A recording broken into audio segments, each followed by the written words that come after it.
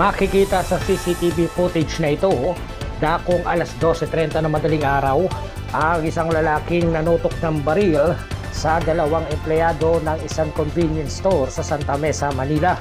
Makikitang agarang pinabuksan ang kaha ng convenience store at barya lang ang laman nito, ngunit di pinalagpas ng sospek na kunin ang barya at umalis agad ito sa lugar.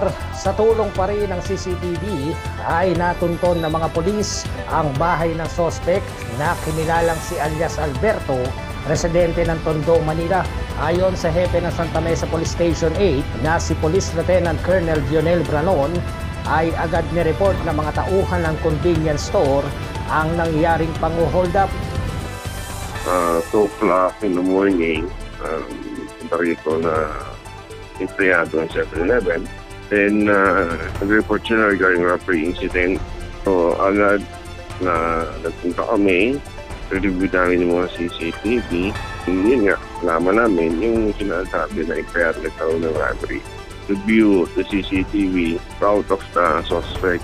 Dinala kami ng pag-review ng CCTV sa mismong bahay ng suspect. Dagdag pa ni Hepe ay dati umano ding itong nasa serbisyo bilang sundalo at maaaring involved din umano ang suspect sa iba't ibang holdapan sa Maynila. Katwira niya is wala siyang pera pang kustos doon sa pamilya niya.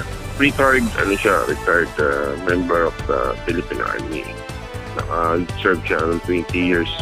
Meron siyang pension actually. Pero yun nga, pero tayong we did verify other incidents of robbery hold-up. Dahilan naman ng suspect sa ginawang pang-hold up ay matinding pangangailangan ng pamilya, kaya nagawa niya ang krimen.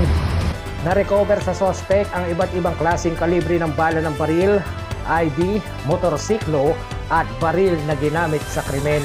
Mahaharap ang suspect sa kasong robbery hold-up at violation of RA 10591 o Comprehensive Law on Firearms and Ammunition. Maaari na itago natin yung pera o yung pagbibili ng pera para makaiwas ko.